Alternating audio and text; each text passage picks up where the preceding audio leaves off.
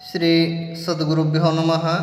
आप सबको नमस्कार। आप सबका हमारे YS गुरु के NCERT संस्कृत सॉल्यूशन इस YouTube चैनल पर हार्दिक स्वागत है। आज हम NCERT के द्वारा नवमी कक्षा के लिए निर्धारित पाठ्यपुस्तक सेमुसी प्रथमो भाग है। इस पाठ्यपुस्तक के प्रथम पाठ का अभ्यास का कार्य करेंगे। मैं छात्रों से फिर कहना चाहता हूं कि वो अपने साथ में कॉपी और पेन ज़रूर रखें ताकि साथ साथ में विषय वस्तु को नोट कर सकें, जो कि उनके लिए परीक्षा के समय बहुत ही ज़्यादा हेल्पफुल होगा, ऐसा हमारा विश्वास है। तो आइए यहाँ देखते हैं। यहाँ पर प्रथम पाठ का जो अभ्यास का कार्य है, प्रथम प्रश्न है एक पदेन उत्तरम लिखत। एक पदेन अर्थात एक शब्द के साथ उत्तरम उत्तर को लिखता लिखिए। सबसे पहले प्रश्नों को समझिए, इसके बाद हम आपको इनके आंसर करवाएंगे, उत्तरों को समझाएंगे। पहला प्रश्न है कवि काम संबोधयति। कवि काम किसको संबोधयति संबोधित करता है। दूसरा प्रश्न है कवि वाणीम काम वादयितुम प्रार्थयति। कवि अर्थात कवि वाणीम सरस्वती को काम क्या वादयितुम बजाने के लिए प्रार्थयति प्रार्थना करता है। कवि सरस्वती को क्या बजाने के लिए प्रार्थना करता है। तीसरा प्रश्न है कीदृशीम वीणाम निनादयितुम प्रार्थयति। कीदृशीम कैसी वीणाम वीणा को निनादयितुम बजाने के लिए प्रार्थयति प्रार्थना करता है। चौथा है गीतिम कथम गातुम कथयति। गीतिम गीत को कथम कैसे गातुम गाने के लिए कथयति कहता है। कैसे गीत को गाने के लिए कहता है।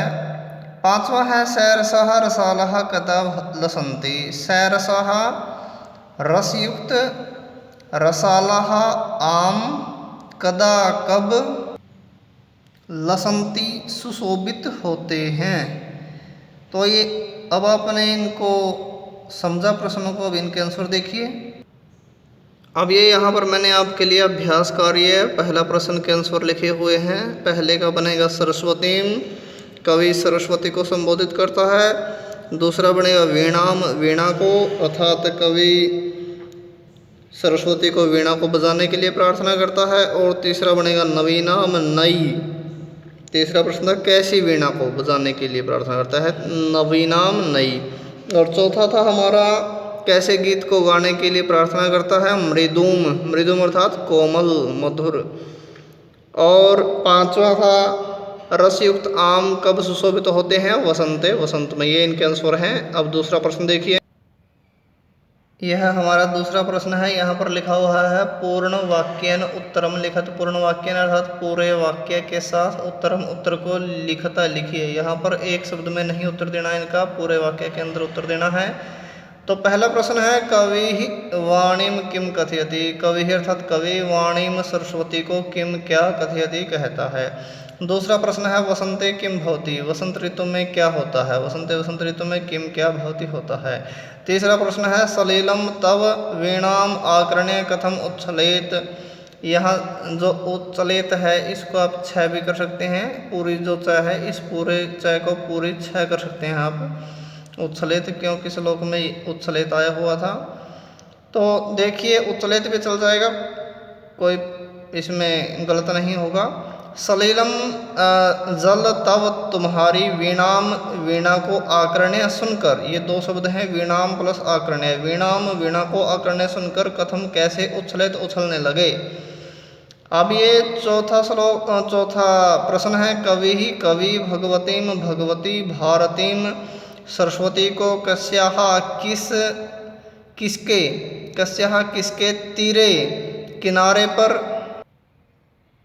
तीरे के बाद है मधु माधवी नाम अर्थात मधुर माधवी लताओं की, मधुर मालती लताओं की नताम झुकी हुई पंक्तिम पंक्ति को अवलोक्य देखकर। वीणाम वीणा को वादयितुम बजाने के लिए कथयति कहता है। अब इसके आंसर देखिए।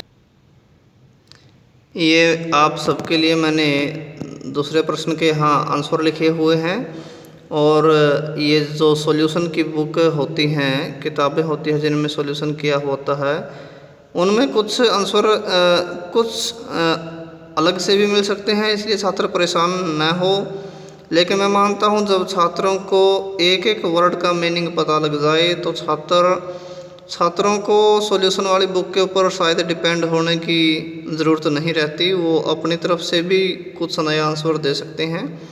तो पहले का हम यहाँ आंसर लिखा है, कवि वाणीम नवीनाम वीणाम निनादयितुम कथयति। कवि वाणीम वाणी को, नवीनाम वीणाम नई वीणा को, ये निनादयितुम बजाने के लिए कथयति कहता है। ऊपर वाला शब्द जो लिखा हुआ है मैंने वो सही है। कवि वाणी को अर्थात सरस्वती को नई वीणा को बजाने के लिए कहता है। दूसरे का आंसर है वसंते सरसहा रसालहा लसंती। वसंत ऋतु में रसयुक्त आम सुशोभित होते हैं। प्रश्न था रसयुक्त आम कब सुशोभित होते हैं, तो वसंत ऋतु में। तीसरा प्रश्न है, तब वीणाम आकर्ण्य नदीनाम सलीलम उत्सलेत। तब तुम्हारी वीणाम वीणा को आकर्ण्य सुनकर नदीनाम नदियों का सलीलम खेलता हुआ, क्रीड़ा करता हुआ, उत्सलेत उछल पड़े। तो चौथा है, कवि अर्थात कवि भगवतीम भारतीम, भगवती सरस्वती को, भारती का मतलब सरस्वती, भगवती सरस्वती को नीचे लिखा है दूसरी लाइन में क्लिंदात्म जायाहा। ये यमुना का पर्यायवाचक शब्द है जो श्लोक में आया है, क्लिंदात्म जायाहा। इसका अर्थ है यमुना का, ब्रैकेट में हमने लिख दिया यमुनायाहा। ये भी आप लिख सकते हैं, यमुना के तीरे किनारे पर मधु माधवी लताओं की नताम पंक्तिम, झुकी हुई पंक्ति को आलोक्य देखकर, या अवलोक्य भी कह सकते हैं, देखकर वीणा को वादयितुम कथयति बजाने के लिए कहता है। यहाँ पर ये तीसरा प्रश्न है, कै स्तंभे अर्थात पंक्ति में, कै वाली पंक्ति पे पदानी पदों को ख स्तंभे, ख वाली पंक्ति में तेसाम उनके पर्यायवाचक शब्द दत्तानी दिए हुए हैं। तानी उनको चित्वा चुनकर पदानाम शब्दों के समक्ष से सामने लिखिए। ये मैचिंग करने वाला प्रश्न है। इन शब्दों को आप ध्यान से देख लीजिए। कै वाली लाइन में है, पहला है सरस्वती अर्थात सरस्वती आमरम आम। ख वाली लाइन में है, पहले में तीरे किनारे पर, अलीनाम का मतलब भंवरों के। अब ये ऊपर है तीसरी कै वाली लाइन में, पवन है हवा, तटे किनारे पर, भ्रमराणाम भंवरों के। और ख वाली लाइन में है, समीर है अर्थात समीर है हवा, समीर है मतलब हवा, वाणी सरस्वती कह सकते हैं, वाणी को वाणी भी कह सकते हैं, रसाला है आम। ये ऊपर मैंने इनके मैचिंग करके आपको दिखा रखे हैं। पहले वाला जो कै है वो ख वाली लाइन के चौथे शब्द के साथ मिलेगा, और जो पहले वाली कै वाली लाइन का ख शब्द है, एक तरफ इन्होंने कै वाली में कै ख घ डाले हुए हैं, और ख वाली लाइन में 1 2 3 4 ऐसे सीरियल नंबर डाले हुए हैं। ये मैचिंग करके आपको दिखाया है। कै के साथ चौथा मिलेगा, ख के साथ पांचवा, घ के साथ तीसरा, घ के साथ पहला, और पांचवें के साथ दूसरा मिलेगा। ठीक है। यहाँ पर ये चौथा प्रश्न है, इसमें लिखा है अधोलिखितानि, नीचे लिखे गए पदानी पदों को प्रयोग करके संस्कृत भाषा या संस्कृत भाषा के साथ वाक्य की रचना गुरुता कीजिए। ये 5 शब्द दिए हुए हैं, इनको लेकर के हमने वाक्य बनाने हैं। पहला है निनादेय अर्थात बजाओ। दूसरा है मारुता है अर्थात हवा, दूसरा मंद मंदम है धीरे धीरे। तीसरा है मारुता है हवा। चौथा है सलीलम पानी, और पांचवा है सुमन है फूल। तो इनके हमने 5 वाक्य बना दिए हैं। निनादेय का बनाया है, हे वाणी हे सरस्वती नवीनाम वीणाम निनादेय, नई वीणा को बजाओ। दूसरा शब्द था मंद मंदम अर्थात धीरे धीरे, इसका हमने वाक्य बनाया है, पवन है मंद मंदम वहती, हवा धीरे धीरे चल रही है। तीसरा है मारुतः है, मारुतः मतलब हवा, यहाँ पर लिख दिया शीतल मारुतः बहती ठंडी हवा चल रही है। चौथा है सलीलम अर्थात पानी, इसका हमने वाक्य बनाया है नद्यः सलीलम शीतलम वर्तते, नद्यः अर्थात नदी का, सलीलम पानी, शीतलम वर्तते ठंडा होता है। पांचवा सुमनः है फूल, इसका हमने वाक्य बना दिया सुमनः कोमलः वर्तते, फूल कोमल होता है। पांचवा प्रश्न है प्रथम श्लोकस्य, पहले श्लोक का आशयम भावार्थ हिंदी भाषया, हिंदी भाषा के साथ, आंग्ल भाषया अंग्रेजी भाषा के साथ, इंग्लिश में, वा या लिखते लिखिए। ये हमने आपके लिए पहले श्लोक का भावार्थ लिखा हुआ है। हे सरस्वती नई वीणा को बजाओ, सुंदर नीतियों से युक्त मधुर गीत का गान करो, इस वसंत ऋतु में मधुर मंजरियों से पीली हुई रस युक्त आम के वृक्षों की माला सुशोभित हो रही है, सुंदर काकली वाली अर्थात कोयलों की जो आवाज़ होती है उसको काकली नाम दिया, सुंदर काकली वाली कोयलों के समूह हैं सुंदर लग रहे हैं। ये आपका प्रथम श्लोक का भावार्थ हो गया। ये छठा प्रश्न है आपका, अधोलिखित पदानाम, नीचे लिखे गए पदों के विलोम पदानी, विलोम शब्दों को लिखते लिखिए। यहाँ पर दे रखा है पहला कठोरम अर्थात कठोर, ख दे रखा है कटु कड़वा, तीसरा है शीघ्रम जल्दी, चौथा है प्राचीनम पुराना, और पांचवा दे रखा है नीरस है नीरस जिसमें रस न हो। इनके विलोम पद होते हैं विपरीत अर्थ वाले, उनको विलोम शब्द कहते हैं।